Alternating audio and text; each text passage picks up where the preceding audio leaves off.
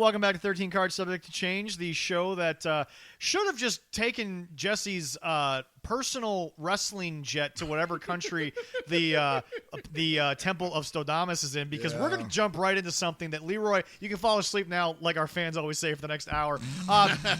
Hey, Jesse. AEW. Jesse, you were a prophet, and you didn't even know it. Oh my God, we're going to skip the rating for a minute because that doesn't mean shit. It won't next week. Jesse, the word follow-up doesn't exist in the Khan household, apparently. I have never... I'll get the card. I have never sat through a 2-hour post, this case pay-per-view show, follow-up show, not since...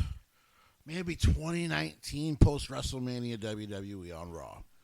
And that is now probably the most famous Raw after WrestleMania. So bad. Because it was so bad. That was so bad. Raw. Yeah. So I've never sat through something and went, okay, so we have just fallen asleep at the wheel and we don't give a fuck what's happening next.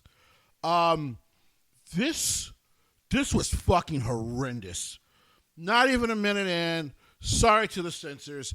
This was fucking horrendous. I will bleep it the moment we start to catch up on YouTube here. If there was We're ever out for a minute. We're okay. Oh, okay. If there was ever a moment in time where I would say demonetize the episode, it is to give that word on this fucking show. This was fucking terrible. Well, and that's one thing I said too last Sunday. I was like, well, hopefully they can follow it up, but they have a tendency not to. Hey, Leroy, do you want to know how they followed up Will Ospreay attacking the Death Riders? I saw a review of it too. Will Ospreay opened the show. Jesse, so far so good. Sure. It's a good way to start. Against Blake Christensen? I'm lost. Why? What? They lost me immediately. I was like, I'm going to listen to Tony Schiavone for once because, oh my God, what am I... And by the way, Jesse, remember what we said?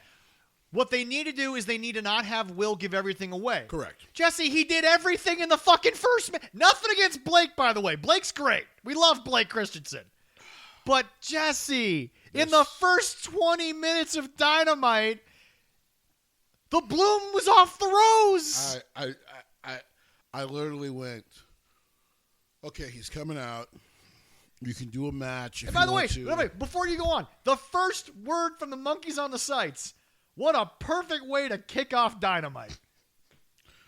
But everything after... Go ahead, Leroy. Okay. It's a good way to kick off Dynamite with him out there. But how many members of the Death Riders are there? Like 7. So, there is somebody available that he could wrestle. We actually have to count it out. Yeah. But there's a lower 6. tier guy that he could wrestle and beat the shit out of. Are we counting Ronda Rousey? No, that's we'll get to that. That's a one-off, I heard. But there's a lower tier guy that he could take on and beat the shit out of. Yeah, it's called fucking the dude that can't cut a promo, Daniel Garcia, who's making 7 figures. By the way, Vince was signing everybody so they didn't go to AEW. You signed Daniel Garcia to 7 figures not to go to NXT? Fine, apparently. And after he beats Daniel Garcia, he says, like, John, I'm coming for your ass. Jim Cornette said it. Jim Cornette said it himself on his personal review of Revolution because they hadn't gotten to Dynamite yet. It would be so simple for Will Ospreay to look at the crowd and say, "Well, you people may be cheering for him now, but I didn't forget what he did to me." Right. Like it's a was no-brainer. Written in the wrestling lore of days past.